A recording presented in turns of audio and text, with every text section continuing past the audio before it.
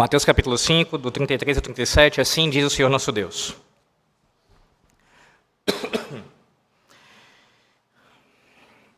Também ouvistes que foi dito aos antigos: não jurarás falso, mas cumprirás rigorosamente para com o Senhor os teus juramentos.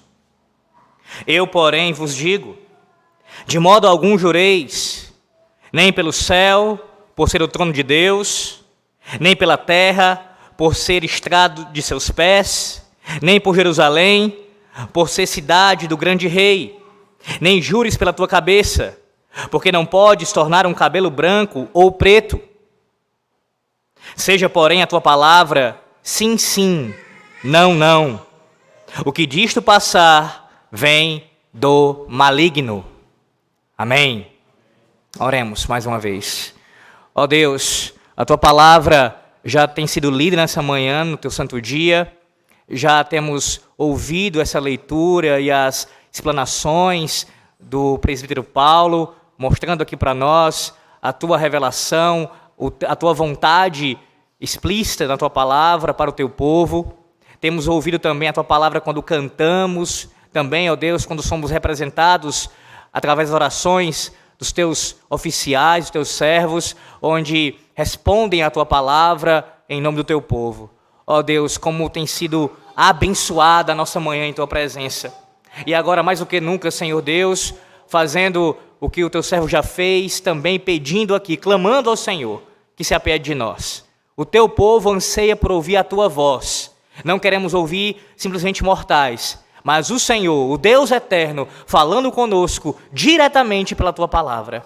Ó Deus, tem misericórdia do teu povo. Assim, usa o teu servo, usa a minha vida, para que o teu nome seja glorificado nessa manhã. Oramos, ó Deus, com perdão dos nossos pecados, em nome do Senhor Jesus Cristo. Amém. No famoso filme O Mentiroso, Jim Carrey ele interpreta um advogado que mente de forma compulsiva. Na trama, vemos que, se por um lado suas mentiras contribuem de alguma maneira para o seu sucesso profissional, uma vez que, como advogado, ele utiliza-se bastante desse recurso para alcançar benefícios em sua profissão, por outro lado, sua família é prejudicada, uma vez que ele já tinha passado pelo divórcio e o relacionamento com seu filho não anda nada bem. E é justamente dessa situação, a partir dessa situação, que o enredo do filme se desenvolve. Se você já assistiu, você sabe, você conhece a história. A saber, através de um inusitado pedido de aniversário que o filho faz, que o seu filho fez naquele momento. Aquela coisa bastante supersticiosa de que o que você desejar no dia do seu aniversário, enquanto sopra as velhinhas, isso acontecerá. E o que o menino pede? Que seu pai pare de mentir por um dia inteiro. Por ser estrelado pelo conhecido humorista Jim Carrey, como você deve imaginar, o filme possui um tom mais cômico. É bem verdade que há uma certa tentativa de apresentar os males que a mentira causa. Entretanto, não chegam nem perto do âmago da questão. A mentira não é vista como pecado. E sendo assim, mais do que uma afronta ao próximo, ela é uma afronta ao próprio Deus. Mas perceba que esse erro não acontece em ficção somente. Na realidade, no dia a dia, a mentira não é tratada com a devida gravidade. Pior do que isso, meus irmãos, sobretudo na cultura de nosso país, a mentira ela é exaltada. Quem mente, normalmente, é tido por esperto, por alguém sabido, por alguém que sabe das coisas. Agora, meus irmãos, se a mentira é um grave pecado em situações comuns do cotidiano, o que dizer então quando proferida num contexto de juramento? Se no dia a dia, se em situações corriqueiras, mentir já é um grave pecado, o que dizer então quando essa mentira é proferida num ato tão solene de juramento? Sim, nessa manhã, nós aprenderemos, à luz dessa perícope, que o Senhor Jesus Cristo nos ensina que a ética do seu reino é caracterizada pela verdade em nossos juramentos. O Senhor Jesus Cristo nos ensina que a ética do seu reino é caracterizada pela verdade em nossos juramentos. Veremos isso em 3 pontos. Veja, o versículo 33, nesse versículo, nós veremos a legitimidade dos juramentos. No versículo 34 ao 36, nós veremos a falsidade nos juramentos. E no versículo 37, veremos a seriedade dos juramentos. A sua legitimidade, versículo 33. Do 34 ao 36, a falsidade que é cometida ou pode ser cometida nos juramentos. E no 37, a seriedade dos juramentos. Volte seus olhos ao texto, versículo 33. Vejamos a legitimidade dos juramentos. Também ouvistes que foi dito aos antigos: não jurarás falso, mas cumprirás rigorosamente para com o Senhor os teus juramentos. A perícope que nós lemos e que está sendo exposta agora para os irmãos encontra-se no capítulo 5, mais precisamente no tão famoso, tão conhecido Sermão do Monte, que vai até o capítulo 7. Esse sermão onde o Senhor, ele elucida a sua lei de maneira tão clara, tão explícita, extraindo os princípios corretos, adequados e aplicando-os aos seus discípulos. Nesse momento, ele chega à questão dos juramentos. Ele já tratou de outros assuntos antes disso, mas agora ele vai tratar especificamente dos juramentos. E note que a expressão que ele utiliza no início do versículo 33, ele já utilizou no versículo 21 e no versículo 27. Perceba, versículo 21. Ouvistes que foi dito aos antigos. Ele diz, não matarás. 27. Ouvistes que foi dito, não adulterarás. Respectivamente, os mandamentos 6º e 7º. Se você observar, posteriormente a essa perícope, ele vai citar também essa expressão mais vezes. Versículo 38. Ouvistes que foi dito.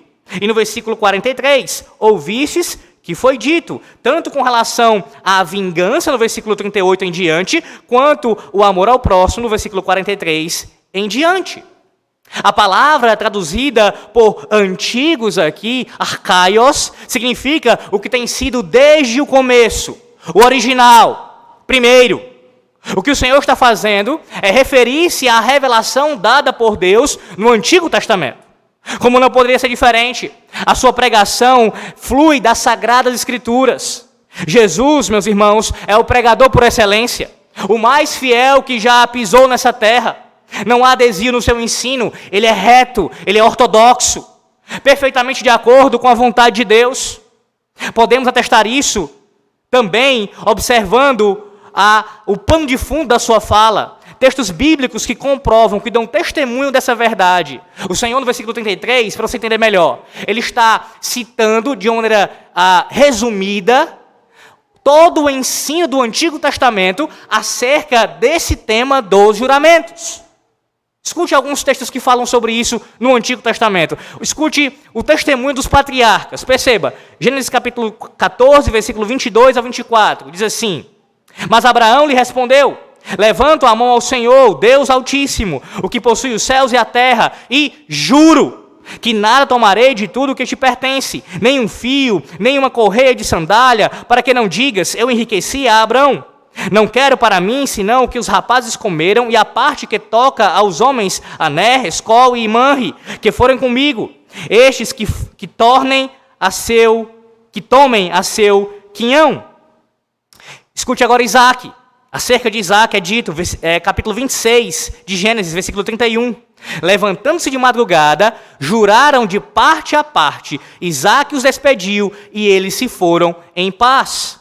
Gênesis 31, versículo 53, sobre Jacó. O Deus de Abraão e o Deus de Naor, o Deus do pai deles, julgue entre nós. E jurou Jacó pelo temor de Isaque, seu pai. Gênesis 47, versículo 31, sobre José agora. Então lhe disse Jacó, jura-me. E ele, José, no contexto, jurou-lhe. E Israel se inclinou sobre a cabeceira da cama. Não apenas os patriarcas, veja também os príncipes da congregação dando testemunho do juramento. Josué capítulo 9, versículo 15. Josué concedeu-lhes paz e fez com eles a aliança de lhes conservar a vida, e os príncipes da congregação lhes prestaram juramento. Agora, Juízes capítulo 21, versículo 5. Os filhos de Israel disseram, os filhos de Israel, quem de todas as tribos de Israel não subiu à Assembleia do Senhor? Porque se tinha feito um grande juramento acerca do que não viesse ao Senhor a Mispa, que dizia, será morto. Esses são alguns textos, meus irmãos, no Antigo Testamento que dão testemunho da prática do juramento entre o povo de Deus. Não apenas de patriarcas, não apenas de líderes da congregação, mas também de todo o povo de Deus, prestando ao Senhor juramento. E isso está prescrito na própria lei de Deus. Ouça, Levítico capítulo 19, versículo 12. Nem jurareis falso pelo meu nome, pois profanareis o nome do vosso Deus. Eu sou o Senhor. Números 30, versículo 2. Quando um homem fizer voto ao Senhor ou juramento para obrigar-se a alguma abstinência, não violará a sua palavra. Segundo tudo o que prometeu, fará. E Deuteronômio 23, 21. Quando fizeres algum voto ao Senhor teu Deus, não tardarás em cumpri-lo, porque o Senhor teu Deus certamente o requererá de ti, e em ti haverá pecado. Perceba como o ensino do Senhor está firmemente embasado na revelação bíblica. Nada em sua fala, no versículo 33, destoa do que acabamos de ler e ouvir no Antigo Testamento. Pelo contrário, ele está falando embasado, arraigado na revelação veterotestamentária. Ademais, observe a clareza dos textos que foram lidos. Diante disso, não tem como questionar a legitimidade dos juramentos. Os textos são claros. Há testemunho e há preceito. Há lei e há também, de maneira evidenciada na prática, o próprio povo demonstrando esses juramentos, fazendo esses juramentos, esses votos. Não há como questionar a sua legitimidade. Ou será que tem como questionar? Lamentavelmente, há quem consiga fazê-lo. E sim, o argumento é baseado principalmente no que é dito pelo próprio Cristo posteriormente. Entretanto, eu quero que você veja o quão ridícula é tal interpretação. Pois se adotarmos esse entendimento para a perícope, chegaremos à conclusão de que existe uma contradição na fala do Senhor. Caso contrário, precisaríamos fazer uma releitura do versículo 33. O que, obviamente, não é possível, nem muito menos autorizado. Você consegue enxergar a razão para existir esse tipo de interpretação? A saber, negar a legitimidade dos juramentos com base nessa passagem, como muitos fazem. Percebe? Você percebe isso? Ora, a primeira razão, meus irmãos, é a falta de uma consideração adequada com o que é proferido por Cristo no versículo 33. É bem verdade, como eu já disse, e veremos daqui a pouco, que isso também passa por uma má exegese dos versículos 34 a 36. Contudo, se houver a devida atenção ao que é dito pelo Senhor, aqui nesse versículo 33, é impossível negar a legitimidade dos juramentos. O versículo 33 é claro, irmãos. O Senhor está falando de algo que foi dado já no Antigo Testamento. E como eu citei, a expressão que ele utiliza no versículo 33 é a mesma dos versículos anteriores, 21 e 27. Vamos parafrasear. Versículo 21, ele diz: vocês ouviram o que foi dito aos antigos, não matarás. Vocês ouviram o que foi dito aos antigos, não adulterarás. Ou seja, mandamento de Deus, o sexto, mandamento de Deus, o sétimo. Isso foi dito aos antigos, a palavra de Deus revelada aos antigos. Da mesma forma, foi dito aos antigos, a palavra de Deus foi proferida a eles, aos nossos pais. O quê? Não jurarás falso. Então o que ele está citando aqui é palavra de Deus, é ensino. Aliado a isso, os pregadores e teólogos que negam essa legitimidade demonstram ignorância bíblica e teológica. Para a surpresa de alguns, esse desconhecimento pode ser testemunhado em nosso meio eclesiástico. Em igrejas supostamente reformadas, vemos irmãos que se opõem aos juramentos e votos por sua falta de conhecimento teológico básico. Se tivessem sido catequizados com nossos documentos, conheceriam a doutrina. Saberiam que, de forma alguma, ela é antibíblica, pelo contrário, ela é arraigada em toda a palavra de Deus e muito bem exposta em nossos símbolos de fé. Ouça o que diz a nossa confissão de fé, a confissão de fé de Westminster, no seu capítulo 22, parágrafo 1º, sobre o juramento. O juramento, quando lícito, é uma parte do culto religioso, pelo qual, na ocasião justa, a pessoa solenemente jura, chamando a Deus por testemunha do que assevera ou promete, e para julgá-lo segundo a verdade ou falsidade do que jura. Parágrafo 5º. O voto é da mesma natureza que o juramento promissório e deve ser feito com o mesmo cuidado religioso e cumprido com igual fidelidade. Capítulo 22, dos juramentos e dos votos, nossa confissão expõe isso de maneira bem clara. Agora, uma observação importante aqui é que a declaração da nossa confissão diz que ambos, juramento e voto, possuem a mesma natureza. Mas existem especificidades. Acerca disso, o comentarista da Confissão de Fé, um deles, de I. Williamson, ele escreve o seguinte: um juramento estabelece o dever do homem com o homem. Um voto trata do dever do homem para com Deus.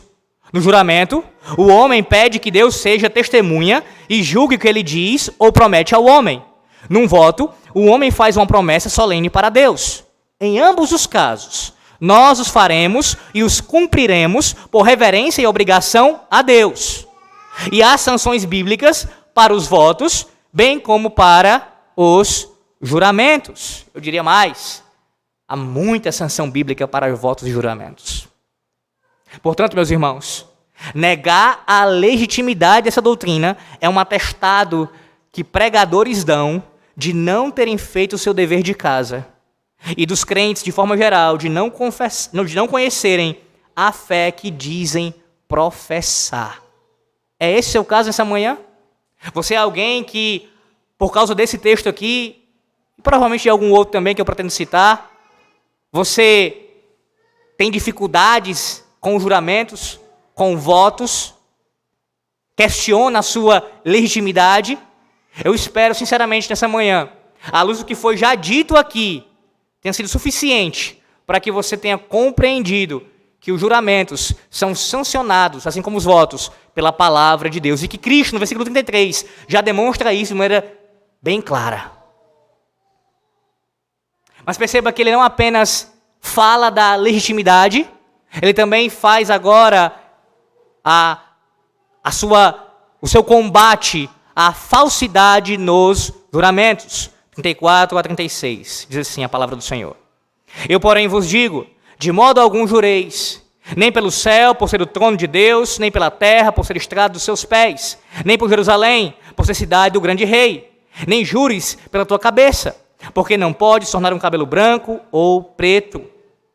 O problema que eu acabei de expor possui uma segunda razão para a sua existência, ou seja, o problema de negar a legitimidade dos juramentos e votos. Isso tem a ver com o que o Senhor Jesus assevera no começo do versículo 34. Perceba o que ele diz no começo do versículo 34. A sua fala traz uma ideia de contraste. E por isso alguns creem que ele está fazendo uma mudança no que foi estabelecido no passado. Segundo esses, é como se ele estivesse dizendo assim: no passado, vocês aprenderam sobre juramentos, mas agora eu estou ensinando que vocês não devem mais fazê-los. Essa é a interpretação comum dessa passagem feita por muitos em nossos dias. Não só em nossos dias. Na história da igreja, muitos interpretaram dessa forma. Anabatistas, quarques e outros. Hereges, como o Testemunho de Jeová, também se negam a prestar juramento e voto com base nesse texto. Ou seja, essa interpretação apresenta uma descontinuidade radical. Uma descontinuidade radical, uma ruptura com o ensino do Antigo Testamento. Na verdade, mais do que isso, como já argumentei, se esse pensamento estivesse correto, teríamos uma contradição. Uma contradição com o versículo 33, ou seja, o seu contexto imediato. Uma contradição com a revelação do Senhor Deus como um todo. E uma contradição com o contexto maior do próprio capítulo. Veja, versículo 17 a 20 do capítulo 5. 17 a 20 do capítulo 5. Não penseis que vim revogar a lei ou os profetas. Não vim para revogar, vim para cumprir. Porque em verdade vos digo, até que o céu e a terra passem, nenhum i ou um tio jamais passará da lei, até que tudo se cumpra. Aquele, pois, que violar um destes mandamentos, posto que dos menores, e assim ensinar aos homens, será considerado mínimo no reino dos céus. Aquele, porém, que os observar e ensinar, esse será considerado grande no reino dos céus.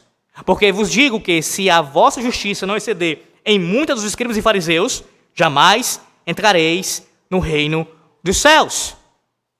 O Senhor não revogou a sua lei. É importante salientar que a doutrina dos juramentos e votos não é de natureza cerimonial, mas moral. Da mesma forma que ele disse, não matarás, que ele disse, não adulterarás, arraigado no decálogo, ele está dizendo, arraigado no decálogo, no terceiro e no nono mandamento, não darás falso testemunho, não jurarás falso. Usando assim o nome do Senhor Deus em vão e dando falso testemunho. Além disso, além de tudo que já vimos aqui, o próprio Senhor Jesus foi submetido a juramento. Mateus 26, versículo 63. E Deus fez juramento.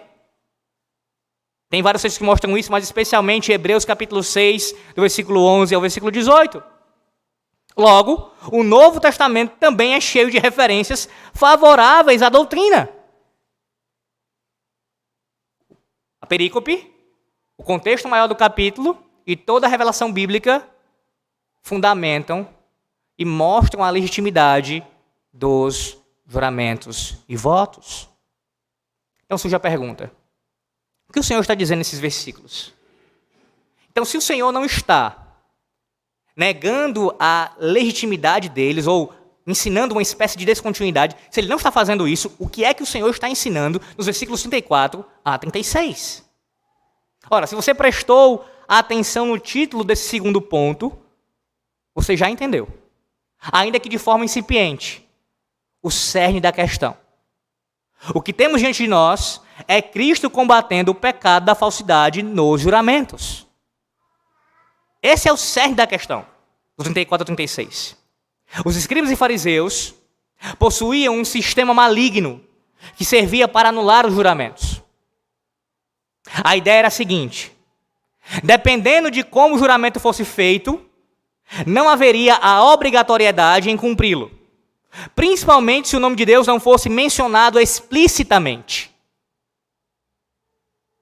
Essa mesma crítica que o Senhor está fazendo aqui nessa perícope, ele também faz no capítulo 23 de Mateus, do versículo 16 ao 19. Ouça o que diz o Senhor, Mateus 23, 16 ao 19. Ai de vós, guias cegos, que dizeis, quem jurar pelo santuário, isso é nada. Mas se alguém jurar pelo ouro do santuário, fica obrigado pelo que jurou. Insensatos e cegos. Pois qual é maior, o ouro ou o santuário que santifica o ouro? E dizeis, quem jurar pelo altar, isso é nada. Quem, porém, jurar pela oferta que está sobre o altar, fica obrigado pelo que jurou. Cegos. Pois qual é maior, a oferta ou o altar que santifica a oferta? Era um jogo de palavras, uma espécie de jogo de palavras, meus irmãos, que servia, na concepção deles, para anular os juramentos. Dependendo de como o juramento fosse feito e pelo que fosse feito, eles não estariam obrigados, necessariamente, a cumprirem o que eles tinham jurado. No entanto, o Senhor Jesus expôs a contradição em tratar um juramento feito pelo ouro do templo como superior ao juramento feito pelo templo. Uma vez que o templo é mais importante que o ouro, assim como o altar é maior que a oferta. O mesmo pecado está sendo denunciado em nossa passagem aqui. Citando o texto de Isaías capítulo 66, versículo 1, que o Senhor fala através do profeta: o céu é o meu trono e a terra o estrado dos meus pés. O Senhor Jesus começa a expor a falsidade deles. A ideia é a seguinte: como eles poderiam dizer que jurar pelo céu ou pela terra não obrigava-lhes a cumprir tal juramento com o mesmo rigor que seria se tivessem usado o nome de Deus, sendo que toda a criação pertence a Deus. Semelhantemente, Jerusalém é a sua cidade, e até as cabeças deles, as suas vidas, eram do Senhor. Eles não tinham poder para tornar o cabelo branco ou preto, eles não tinham poder para fazer alguma coisa com suas vidas sem autorização divina. Tudo pertence a Deus. Em outras palavras, o juramento pronunciado em apelo a qualquer uma dessas coisas era tão obrigatório quanto aquele que usasse explicitamente o nome de Deus. O alicerce desse ensino encontra-se no terceiro mandamento. Êxodo 20, versículo 7. Não tomarás o nome do Senhor teu Deus em vão, porque ele não terá por inocente aquele que tomar o seu nome em vão. Ouça como o breve catecismo de Westminster, nas perguntas 54 e 55, ecoa essa verdade. Pergunta 54. O que o terceiro mandamento exige? O terceiro mandamento exige o santo e reverente uso dos nomes, títulos, atributos, ordenanças, palavras e obras de Deus. Pergunta 55. O que o terceiro mandamento proíbe? Resposta: o terceiro mandamento proíbe toda profanação ou abuso de quaisquer coisas por meio das quais Deus se faz conhecer. O que os nossos pais afirmaram em nossos documentos é justamente o ensino de Cristo. Esses versículos 34 a 36. Ou seja, o nome de Deus deve ser santificado não apenas no próprio uso dele, mas igualmente em todas as coisas relacionadas a ele. Caso contrário, haverá profanação do seu nome. Era exatamente isso que os escribas e fariseus estavam fazendo. Perceba a má interpretação do mandamento. No entendimento deles, só se usa o nome de Deus em vão quando ele é citado impropriamente. Todavia, o Senhor corrige-os, apresentando a profundidade e toda a abrangência do mandamento. É o que ele está fazendo no Sermão da Montanha. Ele está corrigindo a interpretação deles o tempo inteiro. Ele não está anulando a lei. Ele não está negando a revelação. Ele está dando o entendimento, a interpretação correta dos mandamentos, da sua lei. Essa é a lei de Cristo. A mesma lei do Sinai. A mesma lei de Deus. Sem alterações, sem mudanças. Mas a mesma palavra de Deus. Só que agora, com o intérprete fiel dela, seu legislador e também intérprete fiel, dando a devida interpretação do mandamento. O nome do Senhor também pode ser usado em vão. Escute isso. Quando ocorre um abuso ou profanação de tudo aquilo por meio do qual ele se faz conhecer. Diante disso, pense um pouco em quantas vezes o nome do Senhor é usado por você em vão. Você consegue contar? E tendo em mente que o terceiro mandamento é quebrado, não somente quando você usa de forma explícita o nome de Deus em vão, como por exemplo fazendo alguma piada usando o nome do Senhor, ou rindo de uma piada que alguém fez usando o nome de Deus. Não apenas assim. O nome do Senhor é abusado e profanado quando você murmura e se queixa dos decretos e da providência de Deus. Quando você interpreta e aplica erroneamente a palavra de Deus. Quando você defende falsas doutrinas. Quando você tem vergonha da religião que professa. Ou se torna uma vergonha para a religião cristã.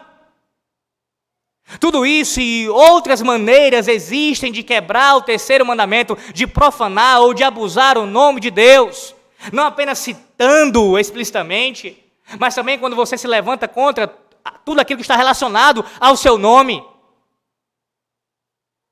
Infelizmente, irmãos, há muitas formas de quebrar esse mandamento, assim como todos os demais. Entretanto, eu quero me ater especialmente ao pecado que o Senhor Jesus está confrontando aqui. O perjúrio, o pecado de jurar falsamente, de afirmar algo com a boca, mas negar no coração.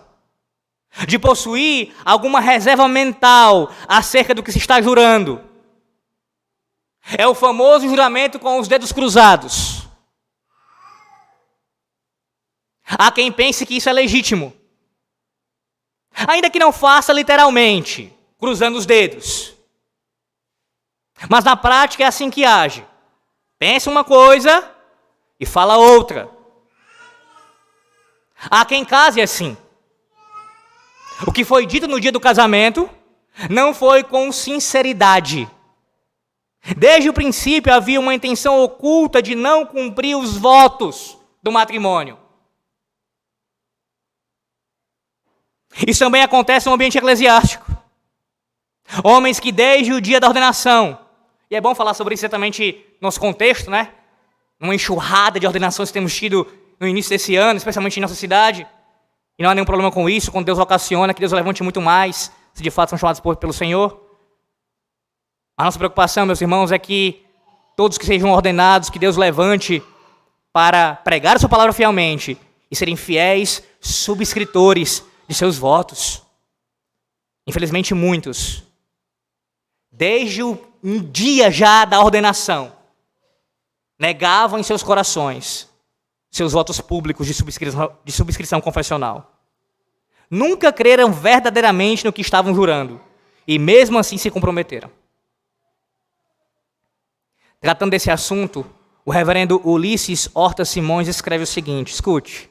Ora, se o candidato a uma ordenação não está seguro de que isto seja verdadeiro, de que a exposição de doutrina bíblica expressa naqueles símbolos seja efetivamente a mais fiel exposição do sistema de doutrinas da Escritura, melhor é que não subscreva e que nem seja ordenado. Se alguém, depois de ordenado, passa a ter escrúpulos discriminatórios a respeito dessa mesma postura que dantes o levou à subscrição, seu caminho é apresentar seus escrúpulos com pureza de alma e sinceridade diante de seu concílio. Não sendo possível mais dizer o mesmo que antes disse em sua subscrição, esse mesmo pode livremente deixar o ofício, a agremiação ou a denominação, se for o caso, a que pertencia até então, para que sua consciência não lhe deixe em posição de conflito diante da fidelidade maior, a que afirma em relação à Escritura. Afinal, a subscrição confessional significa concordância com a forma de interpretar a Bíblia em suas doutrinas, como faz aquele símbolo. Em outras palavras, o que o reverendo Ulisses Horta Simões orienta aqui é que se alguém já possui reservas mentais, reservas com relação, escrúpulos com relação às doutrinas que ele vai jurar, que ele vai subscrever, que ele nem o faça, que ele não seja ordenado. E se isso acontecer depois da ordenação, que ele seja sincero e honesto, apresente-se ao seu concílio superior e ele venha, uma vez não mudando de posição, sair da igreja. Por que é então que esses indivíduos não deixam a denominação? Ah, meus irmãos, muitas respostas para isso. Talvez status, pastor presbiteriano. Talvez pelo dinheiro, as côngoras pastorais, se forem gordas então, excelente. Histórico familiar, eu sou o bisneto de presbiteriano, eu sou o neto de presbiteriano, eu sou filho de presbiteriano, então eu vou permanecer presbiteriano. Mesmo que eu não creia no que eles creem. Poder de influência. Porque ser um líder eclesiástico, ainda que uma medida pequena para alguns, mas em alguma medida todos, possuem alguma influência.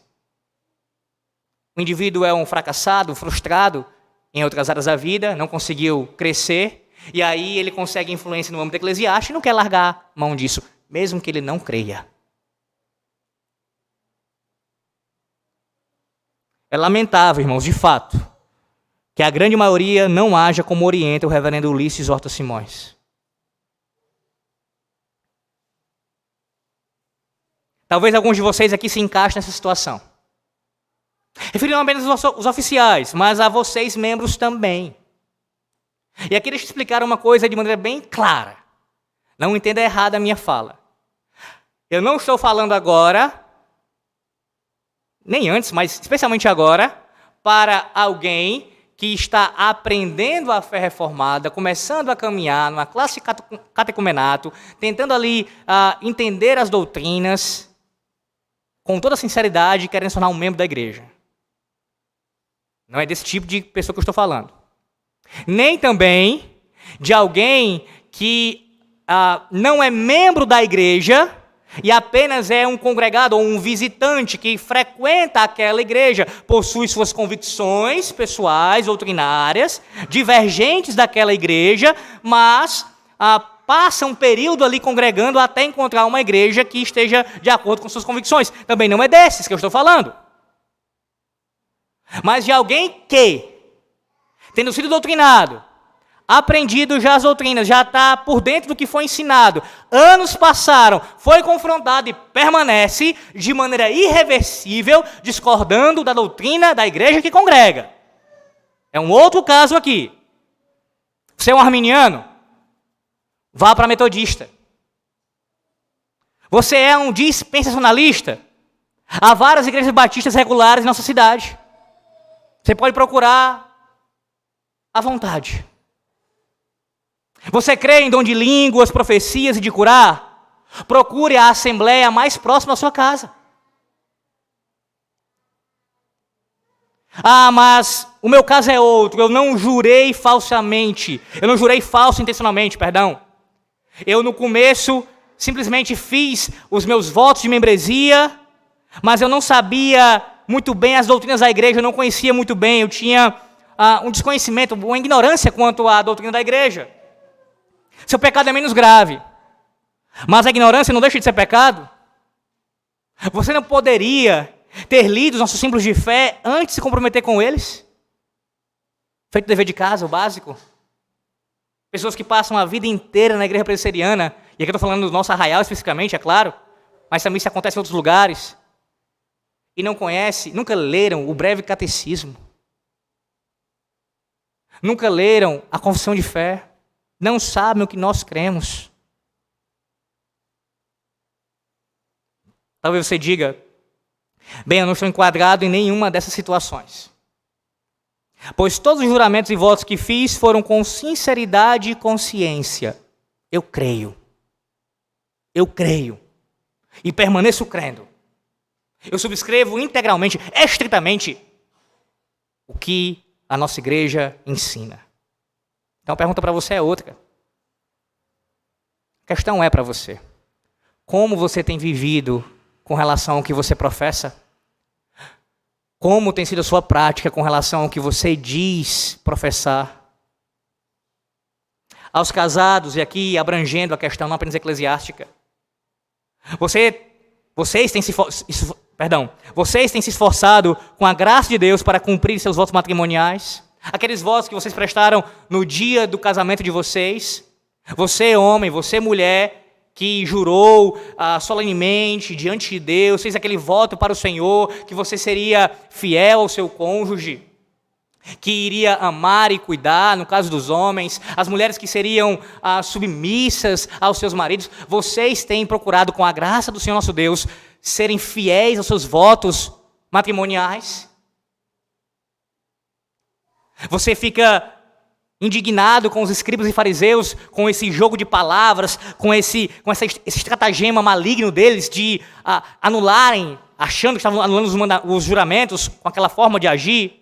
Mas tem pessoas em nosso meio, e eu digo assim, no meio da igreja como um todo, é claro, que acham que podem fazer o mesmo, só que mudando só algumas coisas. Eu realmente fiz um voto que seria fiel a ela. E eu iria cuidar dela na doença. Mas eu não especifiquei qual era a doença. Depende. Depende da doença. Eu não disse qual era exatamente no dia. Eu disse que seria fiel, permaneceria com ele também na pobreza. Mas o quão pobre é, né? Porque Porque se for passar desse limite aqui, já não dá para mim. É na pobreza, mas nem tanto.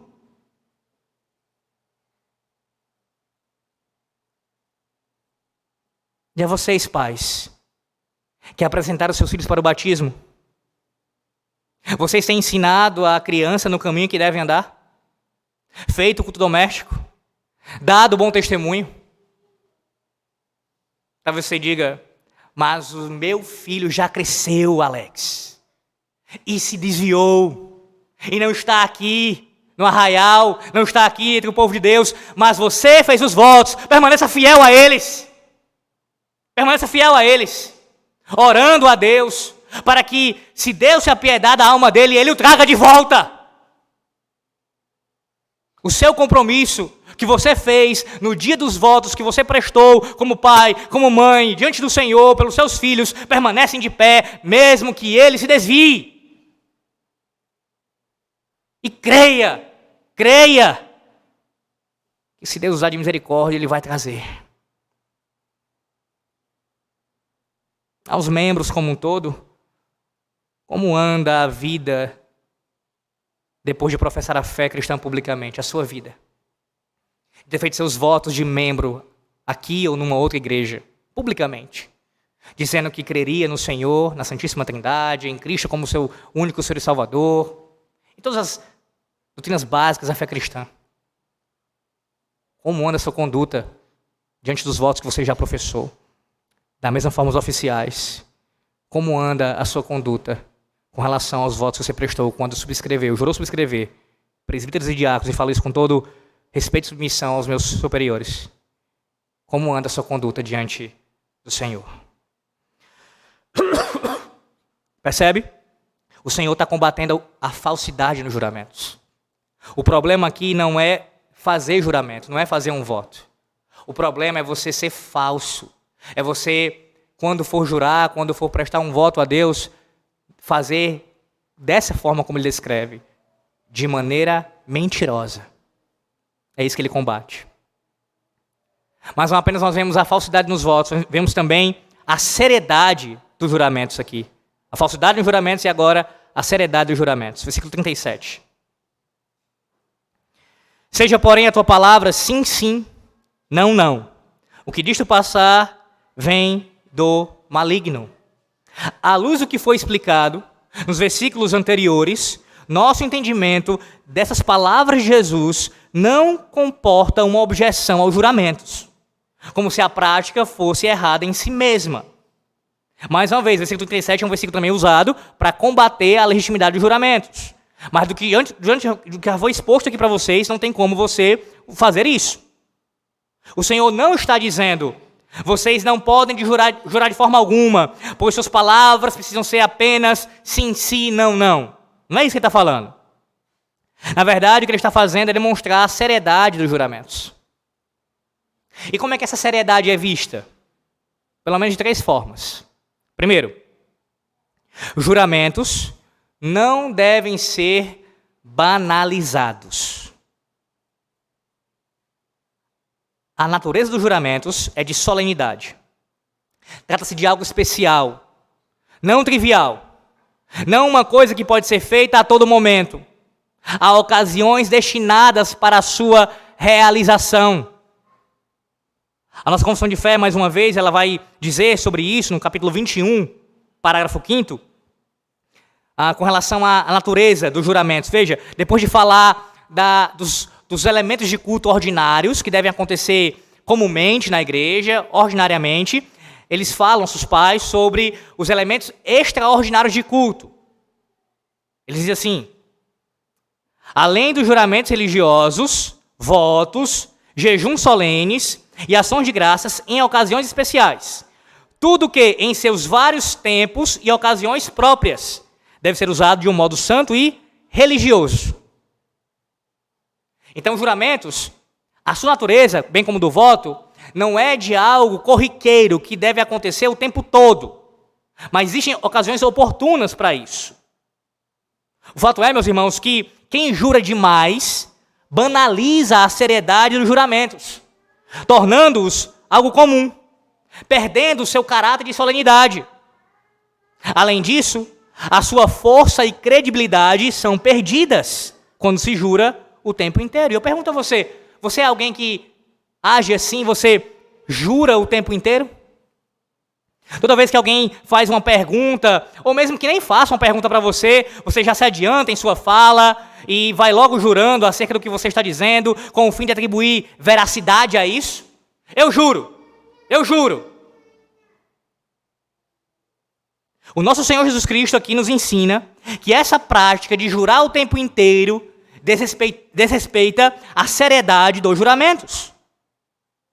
O seu sim deve ser sim. E o seu não deve ser não.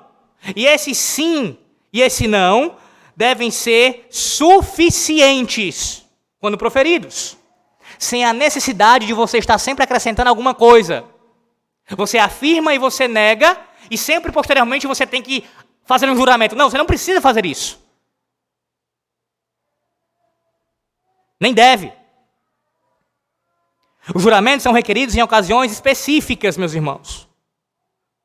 Isso porque nós vivemos em um mundo caído. Sim, por causa do pecado, é necessário que em algumas circunstâncias a gente venha a chamar Deus como nossa testemunha. Sim, porque Deus, é pelo nome de Deus que devemos jurar. Que é o ensino também do Senhor aqui nessa passagem.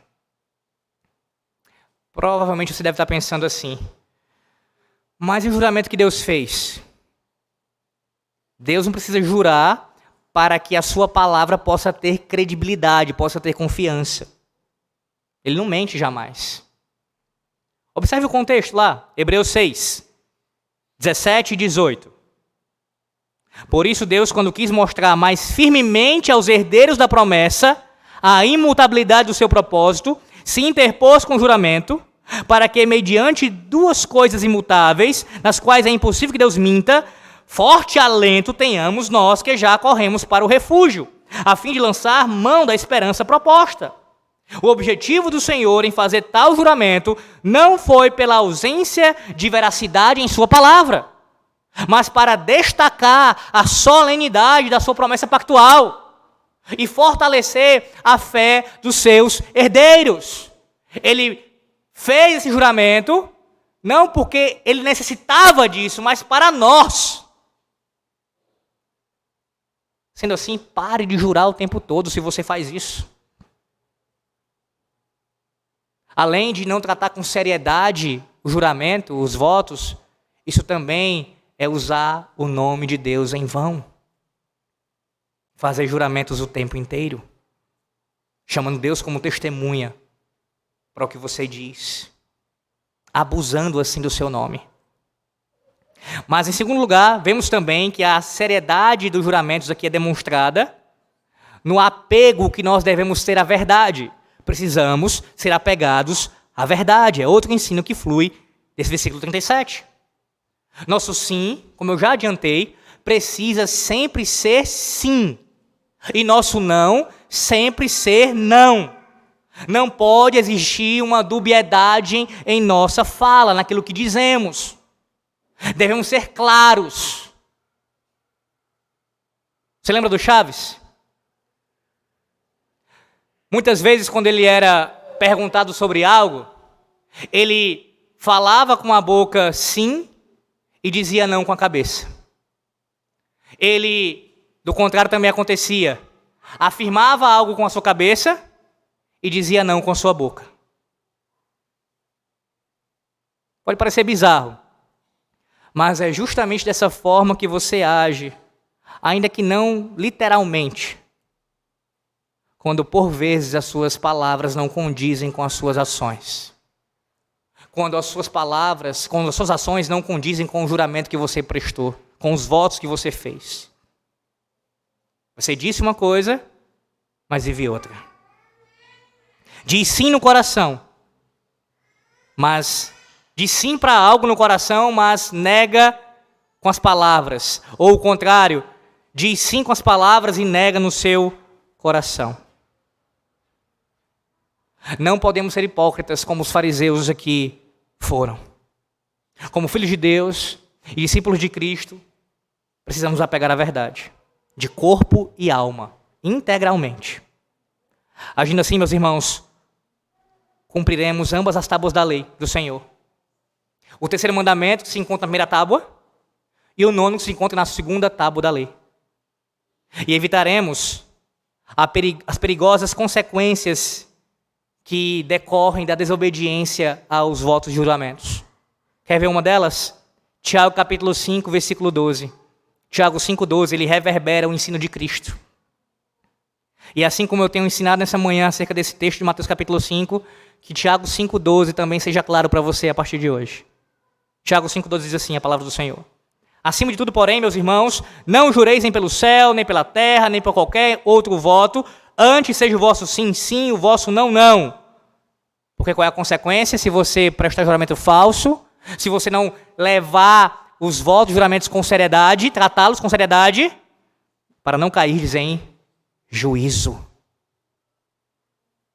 É tomar o nome de Deus em vão, porque o chama como testemunha, e veja, o Senhor sendo testemunha de algo que você não vai cumprir. Pior, em alguns casos, como era o caso desses homens aqui, já prestando juramento com reserva mental.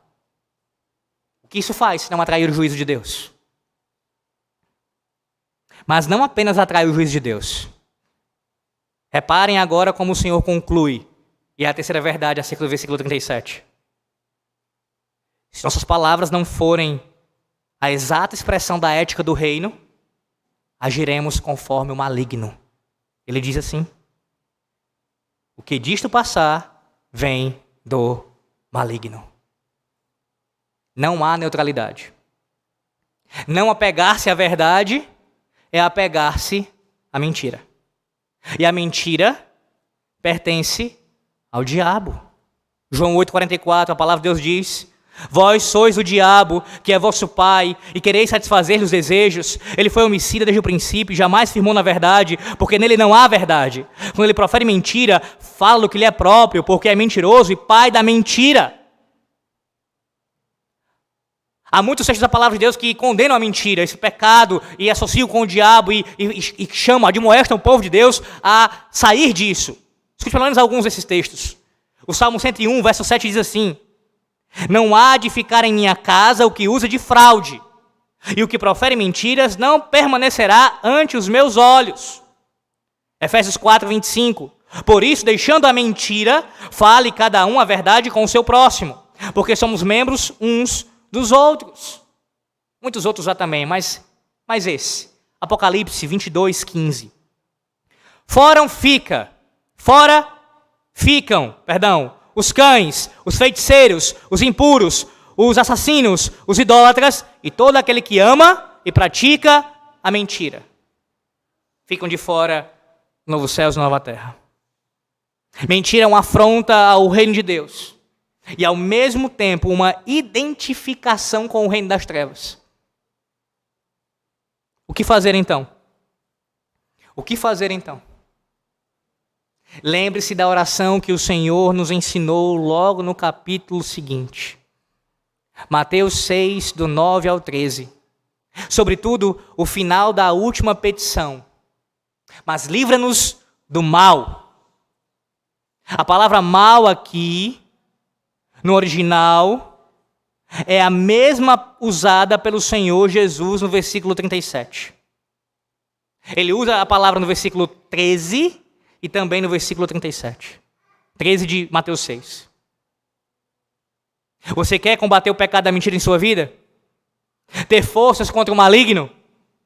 Ore ao Senhor. Uma vida marcada pela oração não terá espaço para mentiras. Clamando a Deus por misericórdia, clamando a Cristo por sua graça, para que você persevere na verdade, em suas palavras, em seus pensamentos, em suas atitudes, que você haja em conformidade com aquilo que você votou e jurou diante de Deus e de toda a igreja. Ore a Deus, para que você possa combater o maligno.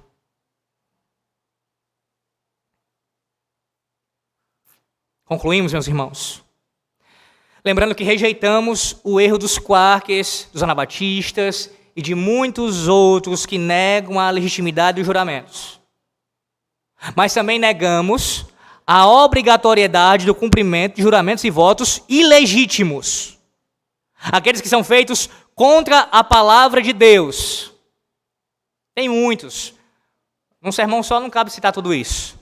Mas, por exemplo, abstinência de certos alimentos. A pessoa se converte e faz um voto.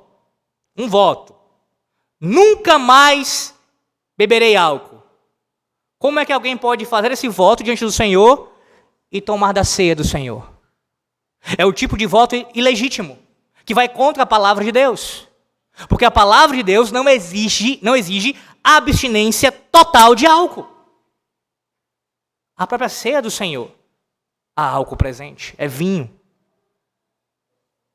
A abstinência das relações íntimas no casamento. A pessoa fala assim, eu quero alcançar isso diante do Senhor no meu trabalho, e aí eu vou fazer um voto. Vou passar 2 anos sem ter relação com a minha esposa. Tolo. Isso é um voto de tolo. Descumpre o que a palavra de Deus ensina, toda ela, mas para citar um texto, que já foi exposto aqui pelo nosso pastor, 1 Coríntios capítulo 7. Quando o casal fica um tempo sem ter, precisa ser por um motivo específico. Oração e não por muito tempo. Fazer um voto, e com um tempo desse tamanho, voto de tolo, voto contrário à palavra de Deus. Ou então, como os símbolos de fé ensinam, os votos monásticos dos papistas, voto de castidade perpétua, voto de pobreza dos monges. Tudo isso são votos contrários à palavra de Deus. Também nos opomos a isso. Votos ilegítimos, votos que contrariem a palavra de Deus, não devem ser cumpridos. E se você fez um voto, fez algum juramento antes da sua conversão, que você depois descobriu que ele era contra a palavra de Deus, você não tem obrigatoriedade de cumpri-lo. Pelo contrário, você tem que realmente não fazer.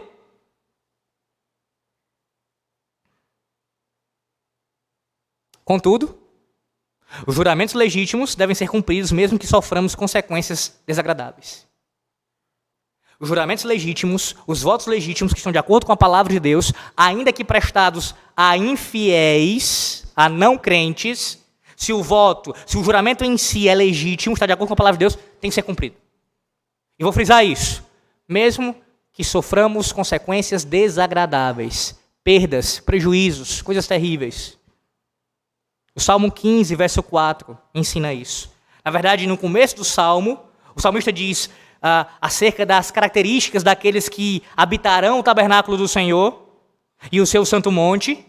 Uma das características, o que jura com dano próprio e não se retrata. Mesmo que sofra as consequências pelo juramento que jurou, que prestou, o seu voto que fez, foi legítimo, é bíblico, pode vir a consequência que vier. Permaneça fiel. Permaneça fiel. Voltando ao filme, desconsiderando a parte supersticiosa, perceba que a causa para o personagem parar de mentir foi o pedido do seu filho. Diante do que foi exposto nessa manhã, você deve estar pensando, mesmo que o meu filho ou qualquer outra pessoa peça, eu não consigo parar de mentir. Eu quero te lembrar de algo nessa manhã. Quem intercede por ti diariamente é o Filho de Deus. A própria verdade encarnada. E a sua oração é eficaz. Não tenha dúvidas de que Ele tem em você feito você se conformar cada vez mais à verdade que é Ele. Se você está em Cristo, ainda que você cometa o pecado da mentira, isso ainda acontece na sua vida, o Senhor tem trabalhado em você diariamente, inclusive intercedendo por ti, para que você venha abandonar cada vez mais esse pecado. E toda vez que você pecar por meio da mentira, lembre-se. 1 João 1, do 8 ao 10. Se dissermos que não temos pecado nenhum, a nós mesmos nos enganamos. e a verdade não está em nós. Se confessarmos nossos pecados, Ele é fiel e justo para nos perdoar os pecados e nos purificar de toda injustiça. Se dissermos que não temos cometido pecado, fazemos-lo mentiroso, e a sua palavra não está em nós. Em Cristo você já tem todos os subsídios, todos os recursos para andar na verdade. E talvez você ainda diga, mas eu não consigo perfeitamente. É verdade, nem você nem eu. Mas lembre-se que o Salmo 15, todo ele, e destacando especialmente o versículo 4, fala de Cristo. Ele é aquele que jurou e não voltou atrás, que sofreu o dano, que sofreu o prejuízo em nosso lugar. Então, nenhuma das suas mentiras e nem das minhas, que devemos nos arrepender, confessar a Deus e abandoná-las, mas nenhuma delas pode nos afastar de Cristo Jesus, se de fato estamos nele. A verdade de Deus. Nós guardemos essa manhã, meus irmãos. Guardemos a palavra do Senhor, Deus, da palavra do Senhor nosso Deus essa manhã em nossos corações. Guardemos que o ensino de Cristo acerca da ética do seu reino envolve a verdade nos juramentos. Que você fale a verdade não só nos juramentos e votos que você prestou, que você prestará um dia ainda, mas também fale a verdade, viva em verdade diariamente, em tudo que você faz. Que Deus os abençoe, em nome do Senhor Jesus Cristo. Amém. Oremos. Senhor nosso Deus, nós te damos graças pela tua palavra. Obrigado, Senhor, por falar conosco, por derramar as suas bênçãos do pacto sobre o teu povo e nos chamar, ó Deus, ao arrependimento dos pecados que ainda temos cometido contra ti, especialmente o pecado da mentira, Senhor. Perdão por ainda falarmos, pensarmos e agirmos de forma mentirosa muitas vezes. Perdão, Senhor nosso Deus, por nós sermos tão infiéis aos votos e juramentos que já fizemos. Te apieda dos casais para que sejam fiéis aos seus cônjuges, aos votos que prestaram. Te apieda, ó Deus, dos pais que juraram também cuidarem dos seus filhos, ensinarem os seus filhos. Ó Deus, ao mesmo tempo, os oficiais e toda a membresia. Que essa igreja seja reconhecida por sua fidelidade a Ti, mesmo que sofra prejuízos e danos. Mas estamos seguros, ó Deus, porque cumpriremos aquilo que o Senhor Deus ordenou. Oramos com o perdão dos nossos pecados, em nome da verdade, em nome de Cristo Jesus. Amém.